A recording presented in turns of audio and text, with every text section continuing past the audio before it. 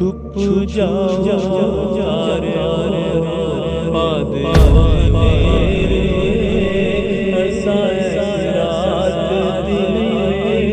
अब पछतावे क्या होवे जब चिड़ियां चुग गईं खेत।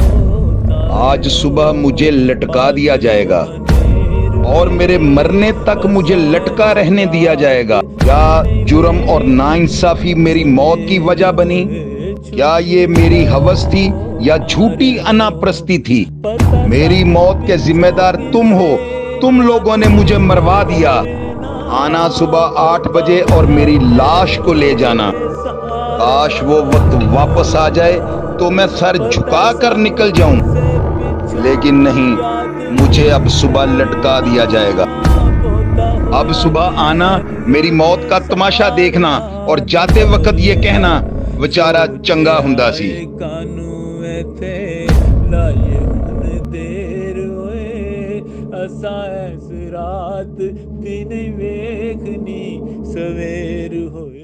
अस्सलामुअलैकुम नाज़रीन, अल्लाह ताला से ये उम्मीद करता हूँ कि अल्लाह ताला ने आपको जहाँ पर भी रखा होगा अपने हिफ्ज़ व अमान में रखा होगा। सज़ाए मौत जो है ना, पाकिस्तान के अंदर किस तरह से जो है ना, किसी मुलज़म को जब वो मुजरम बनता है, उसका जुर्म साबित हो जाए तो उसके बाद उसको लटकाया किस तरह से जाता है, ये सारी बातें आज मैं आपसे शेयर करने जा रहा हूँ। एडिशनल डिस्ट्रिक्ट एंड सेशन जज या सेशन जज, जो सबसे बड़े जज होते हैं सेशन कोर्ट में, अगर वो किसी मुजरिम को जुर्म साबित होने के बाद, मुलज़म वो होता है जिस पर इल्ज़ाम लगता है और मुजरम वो होता है जिस पर जुर्म साबित हो जाए, कोर्ट जब उसे सज़ा देती है, सज़ाए मौत, तो उसके बाद उसको किस प्रोसीजर से गुजरना पड़ता है और किन मामला से गुजरने के बाद उसको तख्ता दार पे लटकाया जाता है, इसमें कितना टाइम लगता है, रस्सा कहाँ से आता है, रस्से को चेक किस तरह किया जाता है, ब्लैक वारंट क्या होते हैं, हुकूमत किस तरह से जो है वो ऑर्डर को जो है उस पर इम्प्लीमेंट का सुप्रिटेंडेंट जेल को जो है पाबंद करते हैं, सुप्रिटेंडेंट के ऊपर कौन कौन सी जिम्मेदारियाँ हैं, किसी बंदे को फांसी लगाने से पहले क्या उसका वेट किया जाता है, उसकी मेडिकल रिपोर्ट को ली जाती है, जब उसको फांसी लगती है तो वहाँ पर कौन कौन से जो है ना सरकारी अदारों के अहदेदार या हमारी अदलिया से रिलेटेड या जुडिशरी से रिलेटेड जो है ना कौन कौन से लोग वहाँ पर मौजूद होते हैं और उनकी मौजूदगी बहुत ज़रूरी होती है। ये सारी बातें जो है ना आज मैं आपको बताने लगूँ। एडिशनल डिस्ट्रिक्ट एंड सेशन जज से जब या सेशन जज सबसे सज़ा के बाद बंदा जेल जाता है तो आप यकीन करें नाज़रीन, उसको उस दिन अंदाज़ा होता है कि आज मैं जो है ना जेल के अंदर आया हूँ। इससे पहले की जो उसकी हवालात होती है, जब उसके केस का भी फैसला नहीं हुआ होता, ट्रायल हो रहा होता है, तो वो रंगीन कपड़े पहन सकता है, वो अपनी मर्ज़ी से दूसरी बैरकों में जा सकता है और सारा दिन वो आवारा गर्दों की तरह, अगर अच्छे इसके पास पैसे हैं, ये बात आपने याद रखनी है, आम आदमी के लिए ये सहूलियात नहीं है, इसके ऊपर बहुत सारे अखराजात हैं। खैर मैं स्टोरी की तरफ आता हूँ। तो वो बंदा जो है ना, आप यकीन करें कि जिस दिन जेल में सज़ाए मौत होकर जाता है ना, तो उसके सर पर छत नहीं होती और ज़मीन जो है ना उसके पाँव से निकल जाती है। ये वो बातें मैं आपको बता रहा हूँ जो मैंने खुद से लोगों से बातें सुनी, लोगों ने ये बातें मुझसे शेयर की, मैंने उनकी बातों के ऊपर बहुत ज़्यादा तवज्जो दी और वो बातें आज आपसे शेयर कर रहा हूँ। आप यकीन करें, सज़ाए मौत होने वाला बंदा ना पहली रात यही सोचता कि पता नहीं सुबह जो है ना मुझे तख्तादार पर लटका दिया जाना है। लोग उसको मिलते हैं, वो भी नए मुलाज़े में लोग आए होते हैं, बातें होती हैं, कुछ पुराने होते हैं, कैदी उसको मिलते हैं, उनसे पूछता है क्या मुझे फांसी कैसे होगी, वो उसको बताते हैं कि यार घबराओ ना, अभी तो हाई कोर्ट है, उसके बाद सुप्रीम कोर्ट है। खैर वो आहिस्ता आहिस्ता उसको जो है ना हौसला आना शुरू हो जाता है। सबसे पहले मैं आपको ये बताता हूँ, सजाए मौत के इस परवाने को ना, हुक्मनामे को जो है ना कैपिटल पनिशमेंट कहा जाता है। पहले दिन जेल में जब उसका मुलाहजा होता है ना, नए सिरे से उसकी गिनती पड़ती है सजाए मौत के सेलों में, तो उससे ये पूछा जाता है कि आपने अपील जो है अपनी सज़ा के जो है ना खिलाफ, यानी जो जज ने आपको सजाए मौत का हुक्म दिया है, तो आप हाई कोर्ट जाना चाहते हैं, इसके लिए आप अपने वर्सा से रब्ता करेंगे या आप लावारस हैं, आपकी अपील जो है ना वो जेल की तरफ से दायर कर दी जाए।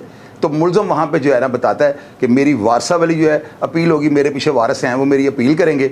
और अगर उसके पीछे कोई नहीं होता, और ज़्यादातर लोगों के पीछे उस वक्त कोई भी नहीं होता, तो वो उनकी जो है ना अपील जेल वालों की जिम्मेदारी होती है। अब वो साल में निकले, वो 5 साल में निकले, वो 10 साल में निकले, ये वो कोई बेचारा अंदर अपने लिए कुछ भी नहीं कर सकता, उसके तो मसाइल ही नहीं होते, वो पहले ही मसाइल से जो है ना बेचारा परेशान होता है और पता नहीं किस तरह की ज़िंदगी गुजार रहा होता है। इस प्रोसेस में जो है ना 5, 7 और 10 साल भी लग जाते हैं हाई कोर्ट तक पहुंचने में, क्योंकि वो लवारस है। अगर वारसों वाला हो तो बड़ी तेज़ भी, अगर वो उसको पता होगा मैं हाई कोर्ट से बरी हो जाऊंगा, तो अब वो बड़ी कुव्वत के साथ जो है ना हाई कोर्ट जाएगा। अगर उसको ये पता है कि मैं मेरी आगे इसको सेटिंग है या मैं आगे रिलीफ ले लूँगा, अदरवाइज कोई भी ये नहीं चाहता। लोग ये चाहते हैं हमारे केस में डिले हो, शायद कोई सुलह का रास्ता निकल आए। जब ये अपील ना हाई कोर्ट से खारिज हो जाती है, उसकी जो है ना सज़ा बहाल हो जाती है, फिर वो सुप्रीम कोर्ट जाता है, उसमें भी कोई टाइम लग जाता है, 2, 4, 5 साल 10 साल भी लग सकते हैं। तो सुप्रीम कोर्ट से जब ये सज़ा जाके बहाल हो जाती है ना, तो वहाँ पे पहुँचने तक कैदी को ये कहा जाता है अनकन्फर्म्ड जो है ना कंडेम्ड प्रिजनर है ये बंदा ना, यानी उस वक्त तक उसको कन्फर्म नहीं किया जाता। क्यों? उसके पास सदर की अपील का हक होता है। अब वो सदर पाकिस्तान के पास जाता है, वहाँ पे जाके किसी की सुनवाई नहीं होती।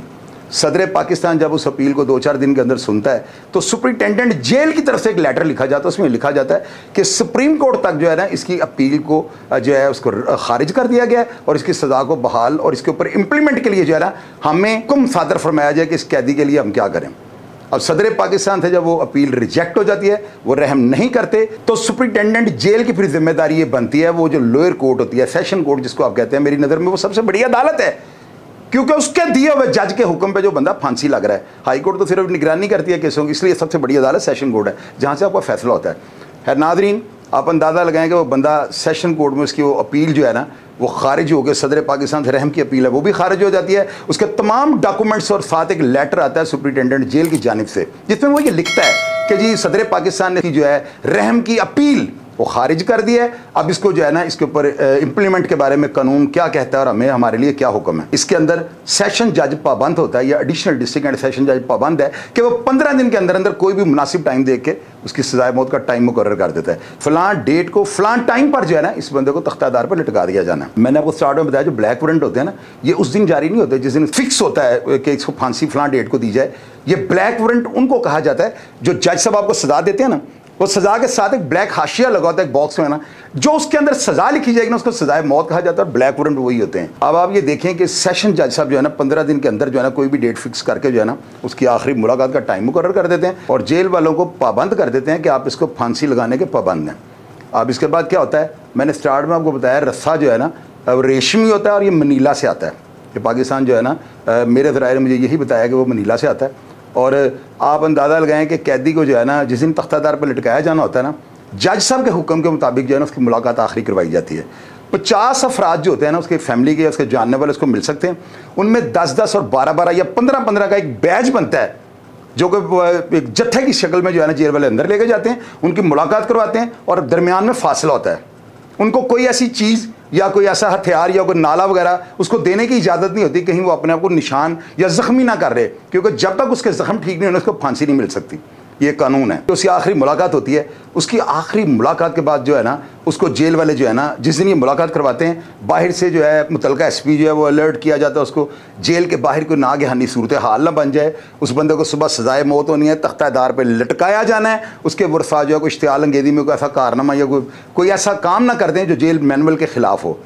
अब उसमें नाज़रीन आप ये देखें, बाहर पुलिस अलर्ट है, अंदर जेल इंतजामिया अलर्ट है, तमाम जेल की गिनती को लॉकअप कर दिया गया हुआ है। तमाम अफराद अपनी अपनी बैरकों में बंद हैं कि अंदर से भी कोई हालात या इस तरह का कोई जरा मामला ना हो जाए, क्योंकि लोगों को जानने वाले होते हैं, असर रसूख वाले लोग होते हैं, और इन हादसा से बचने के लिए तमाम जेल की गिनती को लॉकअप कर दिया जाता है। उस रात जो है ना उसका अजारबंद जो होती है जिसको नालाब कहते हैं वो भी ले लिया जाता है।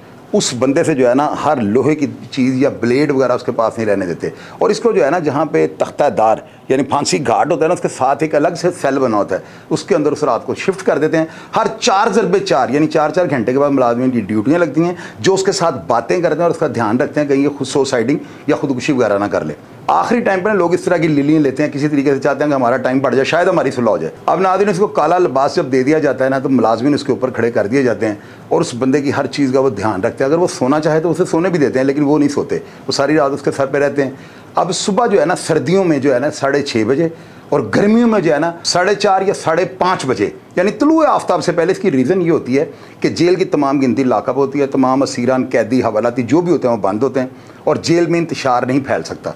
जितनी देर तक उस बंदे को लटका कर उसकी लाश को एम्बुलेंस में डाल के जेल से बाहर नहीं भेज दिया जाना, उतनी देर तक जो है ना जेल की गिनती नहीं खुलती। तो ये चूँकि पहले ही ऑलरेडी बंद होती है, इस प्रोसेस को शॉर्ट वे में करने के लिए है ना सुबह का टाइम जो है। और नाज़रीन बाद औक़ात ऐसे होता है कि वो बंदे को जब फांसी पे लटकाने लगते हैं ना तो अगर उसने खाना वगैरह खाया हो ना तो आपको पता है कि गलाजत उस बेचारे के ना झटके के साथ उसे पेट से निकल जाती है, जो कि गलत होती है। इस वजह से जो है ना सुबह के टाइम देते हैं ताकि उसने कुछ खाया ना और ये भूखे पेट हो। और नाज़रीन जब सुबह उसको लेकर आते हैं ना वहाँ पे, एक दिन पहले जो है ना जेल सुपरिटेंडेंट अपने डिप्टी सुपरिटेंडेंट और डॉक्टर के साथ जाकर ना रस्से को चेक करता है, रस्से की हाइट को चेक करता है, रस्से की ताकत को चेक करता है, और जितना उस बंदे का वेट होता है उसका वजन किया जाता है, उतने ही वजन में ना रेत की बोरियों को जो है रस्से के साथ डालकर जमीन पर फेंका जाता है और झटका दिया जाता है कि रस्सा टूटता तो नहीं। एक चीज़ आपको बताता हूँ कि रस्से 2 इन्होंने लटकाए होते हैं, आपने जेलों में एक देखा है, दूसरा इसलिए लटकाया होता है कि अगर खुदा न हादसा उस वक्त बंदे को झटका पड़ता है, मौत फौरन उसे गले से नहीं लगाती, तो तकलीफ से उसको बचाने के लिए ना दोबारा उठाते हैं और तड़फते हुए को जो है ना दूसरे रस्से में डाल के फिर वही झटका देते हैं और बंदा मर जाता है। यानी 2 रस्से लटकाए होते हैं जेलों में या दुनिया में, या लोगों से आपने ये सुना होगा एक रस्सा, ये कंफर्म कीजिएगा। जिस टाइम पर उसको फांसी घाट पर लेकर जाते हैं, आप यकीन करें नादरीन, वहाँ पे जो है ना हमारे सारे लाहौर की मशीनरी वहाँ पे काम कर रही होती है। डिप्टी कमिश्नर वहाँ पे होते हैं, ASJ जो होते हैं ना एडिशनल डिस्ट्रिक्ट एंड सेशन जज, वो वहाँ पे मौजूद होते हैं। उसके अलावा जो है ना जेल सुपरिटेंडेंट, डिप्टी सुपरिटेंडेंट, वहाँ पे जेल का डॉक्टर और जो मुतलका डिवीज़न का SP होता है वो भी वहाँ पर मौजूद होता है। इसके अलावा मुतलका थाने की पुलिस ने या किसी और अदारे ने, जिस तरह का वो बंदा जिस लेवल पे हो, उसी तरह से जेल की सिक्योरिटी का जो है ना ध्यान रखा जाता है। अदारे भी हरकत में आ जाते हैं और मुतलका थाना जो है ना बाहर ड्यूटी दे रहा होता है। जेल की गिनती लॉकअप होती है, अब वो दबे पाँव उसको उठाते हैं और फांसी घाट की तरफ ले जाते हैं। उसे काला लिबास पहले पहनना होता है और जब उसको फांसी घाट पे लेकर जाते हैं तो वहाँ पर सुपरिटेंडेंट मैनुअल के मुताबिक जो है उससे पूछता है कि अपनी आखिरी ख्वाहिश बताओ। मजिस्ट्रेट वहाँ पर मौजूद होता है, एडिशनल डिस्ट्रिक्ट एंड सेशन जज वहाँ पे मौजूद होता है। एक दिन पहले जब ये रस्से को चेक करते हैं ना, तो उस रस्से के ऊपर एक पर्ची जो है ना उसका चश्मा किया जाता है, उसके ऊपर जेल सुपरिटेंडेंट के, जेल के डॉक्टर के, डिप्टी सुपरिटेंडेंट के जो है ना उसके ऊपर सिग्नेचर होते हैं कि जी हमने रस्से को चेक कर लिया। हर सुबह जब इसको वहाँ पे फांसी घाट पर लेकर आ जाते हैं तो उसके बाद ये सारी मशीनरी जो है ना एडिशनल डिस्ट्रिक्ट एंड सेशन, ये सब वहाँ पे मौजूद होते हैं। रीज़न क्या होती है कि उस बंदे ने अपनी आखिरी वसीयत अपने जो है ना घर वालों को बतानी होती है। अब वो जब अपनी वसीयत बताता है, मजिस्ट्रेट उसके बयान को कलमबंद करता है, सुपरिटेंडेंट उसके ऊपर सिग्नेचर करता है और उसके अलावा डिप्टी सुपरिटेंडेंट के सिग्नेचर होते हैं और वो बाद में वरसा के हवाले कर दी जाती है। ये बंदा जब जेल में रहता है ना तो इसका जो सामान होता है, ज़रूरत की जो अशिया होती हैं, इसका टीना वगैरह, पहले तो लोहे के टीने होते थे, अब जो है ना जेलों के अंदर प्लास्टिक की बाल्टियाँ आ चुकी हैं। वो जब मुलाकात तो उससे घर वाले आते हैं ना, वो सामान अपना घर वालों को दे देता है और लोग उनकी चीज़ों को संभाल कर रखते हैं कि इसमें ये पानी पीता था। लोगों को प्यार होता है, मोहब्बत होती है, तो वो लोग ना उनको बड़ी अकीदत के साथ उन चीज़ों को 1-2 दिन पहले ले जाते हैं। अब वो बंदरा तख्तादार पे आकर उसको खड़ा कर लेते हैं। जल्लाद जो है वो लीवर के पास खड़ा और उसकी मुसलसल ध्यान जो है ना सुपरिटेंडेंट की तरफ होता है। वो उसके उसे इशारे का इंतजार कर रहा होता है जिसके ऊपर उसने लीवर खींचना होता है। आप अंदाज़ा लगाएं कि उसकी जो आंखों की हबश होती है ना, ये क्यों बड़ी होती है। उसको 1 बोतल शराब की पहले ये देते हैं, क्योंकि वो क्रिश्चियन होता है, उनके तो परमिट बने होते हैं, तो उसको एक जो है ना मजदूरी के तौर पे जो है ना 500 रुपया अलग से दिया जाता है इनाम फांसी लगाने का, और साथ 1 बोतल शराब की उसको पिलाई जाती है ताकि वो मदहोशी में उस बंदे को जो है ना फांसी पर लटका दे। अब वो लीवर खींचने के इंतज़ार में जो है वो सुपरिटेंडेंट की नज़र में नज़र डाल के खड़ा होता है और वो इतना बाख्तियार होता है कि एडिशनल डिस्ट्रिक्ट एंड सेशन जज, डिप्टी कमिश्नर के होते हुए इशारा वहाँ पे सिर्फ जेल सुपरिटेंडेंट का चलना है। यही वो बात है जिसका भुट्टो साहब कह गए थे कि अगर मुझे ये पता होता कि जेल सुपरिटेंडेंट के पास इतने इख्तियारात है, इतने ताकतवर बंदे को जो है ना सदी का सबसे ज़्यादा ताकतवर उम्मत मुसलमान का लीडर जो है उसको फांसी लगा सकता है, तो उनका ये जहन था कि मैं जेल का सुपरिटेंडेंट बनता, मैं कभी भी मुल्क का वज़ीर आज़म बनने की जो है ना ख्वाहिश ना करता। एक सुपरिटेंडेंट जब वो इशारा करता है जल्लाद को, तो आप यकीन करें जिस दिन हुक्म वाले दिन जज उसको हुक्म सुनाने के बाद उस निब को तोड़ देता है उस पेंसिल की, सेम उसी तरह जो है ना जेल का सुपरिटेंडेंट सिर्फ हाथ का इशारा करता है और जल्लाद लीवर को खींच देता है। लोग ये बताते हैं, जल्लादों ने ये बताया और अफसरान ने ये बताया कि बंदे की ऊ की आवाज़ जो है ना उस वक्त नहीं निकलती। उसको मौका दिया जाता है तलावत कलाम पाक अगर वो करनी चाहे, सामने उसके मौलवी साहब खड़े होते हैं, वो 1-2 आयात ही इस तरह की और उनका तर्जमा इस तरह का सुनाते हैं कि इंसान की रूह उस वक्त निकल गई होती है और इंसान को यूं ही महसूस होता है सारी रात वो जन्नत जहन्नम की सैर कर रहा होता है अपने अमलों के मुताबिक। ये सारी बातें आपको बताने का मतलब सिर्फ ये है कि आप मौत को याद रखें। मैंने ऐसे ऐसे अफराद को देखा है जिनकी बहन को किसी ने छेड़ा है तो उन्होंने कत्ल कर दिया। उस कत्ल में वो उनकी सोच भी नहीं थी, उनके जहन में ये बात थी कि मेरा बाप जो है बिजनेसमैन है, मेरा बाप ब्यूरोक्रेट है, मेरा बाप पुलिस ऑफिसर है, मेरा बाप जागीरदार है, मेरा बाप वडेरा है, वो ऐसे कर लेगा। वैसे अगर वो कत्ल फिट हो गया ना तो उसको तख्तादार पे इसी तरह लटका दिया गया है। बंदा आखिरी टाइम तक जो है ना बंदा यही सोचता है कि शायद मेरा स्टे आ जाए, और ऐसे हुआ है। कारी बलोच लाहौर की बहुत बड़ी सजाए मौत थी। मेरे बड़े भाई जाहिद के वो दोस्त थे, उनको मैंने अपनी आंखों से देखा, बड़ा अच्छा ताल्लुक था मेरा उनका। जेल में उनको फांसी हुई है। जेदा डोगर आप देख लें, उसके बाद ये फ़याज़ मलंग मलक ज़फ़र के केस वाला मैंने अपनी आंखों से देखा है, मैंने लोगों को मिला हूँ। इसके अलावा ये आमर बोड़ा जिसने टीपू ट्रका वाला पे हमला केस किया था, उसके अलावा जो है कई ऐसे अफराद हैं जिनको मैं देख चुका हूँ सजाए मौत के सेलों के अंदर, बाद में तख्तादार पर लटका दिए गए।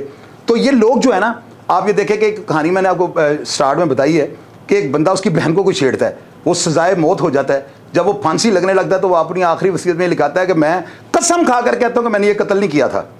अगर 100 फांसी है ना तो 77% से ज्यादा लोगों ने यही वसीयत लिखी है कि मैंने ये कत्ल नहीं किया था, मुझे किसी और गुनाह की जो है ना सजा मिल गई है। कुरान पाक में ये लिखा हुआ है कि आपने एक दरवाजे से घुसना है और दूसरे दरवाजे से निकलना है। आपकी जिंदगी इतनी है। मुझे ये बात समझ नहीं आती थी, लेकिन जब मैंने ये देखा ना कि ऊपर एक दिन 60,000 साल का होगा, तो यहाँ पे हमारी 60 साल की ज़िंदगी की क्या औकात है। ये उसी तरह की बात है, एक गेट से हमने घुसना और दूसरे से हमने निकल जाना है। इतनी सी ज़िंदगी हम लोग 60-50 साल की ज़िंदगी को पता नहीं क्या इसको ना समझ लेते हैं कि पता नहीं कितनी ज़िंदगी हमने ले ली, और हम 80 साल के होकर भी मरना नहीं चाहते। हकीकत यह है कि मौत जब आनी है ना, तो कौन कहता है कि मौत का नहीं पता होता। उस कैदी को पता है कि मुझे उसके बाद तख्तादार पर लटका दिया जाना है, लेकिन लोगों की बातें, जो लोगों ने उसको हवाला और कैद में बातें बताई, वो चीज़ें उसका हौसला देती हैं कि शायद मेरे जो है ना मुद्दई मुझे माफ़ कर दें। जेल का सुपरिटेंडेंट जो उसकी इतनी हमदर्दी है, कोर्ट की तो होती है, वो मुल्ज़म अदालत का चहेता बेटा है, लेकिन इसके बावजूद एक सुपरिटेंडेंट के अंदर भी दिल होता है। मैंने ये वाकया जो है ना उन अफरान से सुने हैं, बल्कि उनके मतहत लोगों ने मुझे बताया कि सुपरिटेंडेंट खुद चाह रहा था कि यार ये बंदा फांसी ना लगे। लेकिन क्या होता है, जेल सुपरिटेंडेंट जो है ना एक लेटर मुद्दइयों को भी लिखता है। उसमें ये लिखता है कि आपको मुल्ज़म को जो है ना, जो मुजरम बन चुका है, उसको सज़ा हो गई थी और अब इसको सज़ाए मौत दी जा रही है। आप अगर आकर देखना चाहें तो मैं पाबंद हूँ, आप आए मैं आपको दिखा दूंगा। इसकी वजह ये होती है, सुपरिटेंडेंट जेल जो है ना वो ये चाहता है कि शायद ये मौका पे खड़े होके जब अपने मुजरम को फांसी लगते देखे तो शायद ये खुदा के वास्ते इसको माफ़ कर दें। और अक्सर केसेस में ऐसे हुआ है, तख्तादार पे बंदा चढ़ गया, काला कपड़ा सर पे चढ़ा दिया, काला लिबास पहन लिया, आखिरी वसीयत पूछ लिया, सिग्नेचर हो गया, रस्सा चेक हो गया, फटा चेक हो गया। उसके बाद जो है ना मुद्दाइन ने खड़े होकर जो है ना, मकतूल की वालदा या उसकी बीवी ने कहा है कि मेरा जो खामदा वो वापस नहीं आएगा, तो मैं उसकी इसाले स्वाब के लिए, उसकी मैयत को सुकून देने के लिए जो है ना, खुदा और खुदा के रसूल के वास्ते तुम्हें माफ़ कर देती हूँ। कुछ लोग खून बहा ले लेते हैं, दर्जनों नहीं सैकड़ों में ऐसी मिसालें होंगी। लोग आपको बताएंगे कि अक्सर लोगों के साथ ऐसे हुआ कि मुद्दई अगर खड़ा होकर देख रहा है ना, तो उसके दिल में रहम पैदा होगा और उसने उस बंदे को फेवर दे दिया। पहले ज़माने में ये होता था कि जिस वक्त बंदे को तख्तादार पर लटकाया जाता था ना, उससे पहले वापडा को आगाह किया जाता था कि जिस वक्त इसको फांसी लगे लाइट नहीं जानी चाहिए, अंधेरे में कोई मिस्टेक ना हो जाए, रस्सा गलत ना लग जाए, कोई ऐसा प्रॉब्लम या ऐसा मामला खड़ा ना हो जाए। अब जेलों के अंदर जनरेटर लग चुके हुए हैं। अगर कोई बंदा लवारसा हो, उसके पीछे कोई नहीं है, तो उसका कफन दफन का इंतजाम जो है ना जेल के सुपरिटेंडेंट को करना पड़ता है। और जेल सुपरिटेंडेंट जो है ना उसने सारी मशीनरी को रेड अलर्ट रखा होता है। तमाम अदारे मुतल्लिका डिवीजन की पुलिस या जेल के बाहर जो है ना गश्त कर रही होती है। जितनी देर तक उसकी डेड बॉडी को एम्बुलेंस में डाल के जेल से बाहर ना भेजा जाए, उतनी देर तक जेल की गिनती को ओपन नहीं किया जाता, ताकि कोई नागहानी सूरत हाल से ना निपटना पड़े। और आखिर में आपको ये बताना चाहूँगा कि जिस वक्त उस बंदे को फांसी पे लगाया गया है ना, और उसकी आखिरी वसीयत जो आज तक मैंने इन कानों से सुनी है, ज़्यादातर लोग यही लिखते थे कि मैं बेगुनाह था, या कुछ अफराद ने ये लिखा है कि मेरे बाद जो है ना कोई ऐसा इंतशार वाला काम मेरी नस्ल में ना करे, क्योंकि जुर्म किसी ना किसी रंग में पकड़ा जाता है। अब पाकिस्तान में सजाए मौत जो है ना रोक दी गई है। इसकी वजह यह है, जो जितनी ह्यूमन राइट्स की जो तंजीमें हैं ना, उन्होंने ये कहा है कि पाकिस्तान के अंदर जो है ना इंसाफ जो है ये अदम तहफ़्फ़ुज़ का शिकार है। यहाँ पे अदलिया या जो अदारे हैं ना वो इंसाफ जो है ना बेहतर नहीं करते। बेगुनाह को यहाँ पे जाना तख्तादार पर लटका दिया जाता है, जिसके गले में फंदा फिट आता है उसको लटका दिया जाता है। और यही होता है लोगों के साथ। कोई माई का लाल ऐसा शायद होगा जिसको एट ए टाइम जो है ना मुद्दई के दिल में अल्लाह ताला ने रहम डाल दिया हो और वह तख्तादार से वापस आ गया हो। मैं आखिर में आप तमाम नाज़रीन को और जहाँ पर भी मैं देखा जाता हूँ, आप सबको ये बताना चाहता हूँ, इस प्रोग्राम के लिए जो है ना मैंने बहुत ज़्यादा रहनुमाई ली है जनाब गुलजार भट्ट साहब के, जो रिटायर्ड सुपरिटेंडेंट हैं और वो महकमा जेल खाना जात के एक ऐसे ऑफिसर हैं जो नौकरी कुछ इस तरह से कर गए हैं कि इनको सदियों याद रखा जाएगा। मैं अतहा दिल की गहराई से जो है ना गुलजार भट्ट साहब का ममनून हूँ कि जिन्होंने इतने ज़बरदस्त प्रोग्राम के लिए और मकाम इबरत नौजवानों के लिए एक ऐसी कहानी है कि अगर वो इस सारे प्रोग्राम को देख लेंगे ना तो वो ज़रूर अपना किबला दुरुस्त करने के बारे में सोचेंगे। गुलजार भट्ट साहब, मैं दिल की गहराई से आपका शुक्रगुजार हूँ। अल्लाह ताला की ज़ात आपको हमेशा अपनी हिफाजत में रखे। शुक्रिया।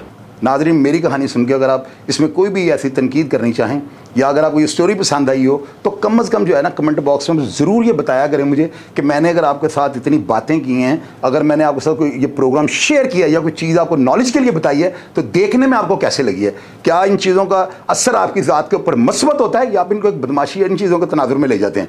मेरा प्रोग्राम देख के कोई भी बात आप करनी चाहें कमेंट बॉक्स में आइएगा, हमेशा की तरह आपको रिप्लाई करने की कोशिश करूँगा। अपना ढेर सारा ख्याल रखिएगा जी। पाकिस्तान जिंदाबाद।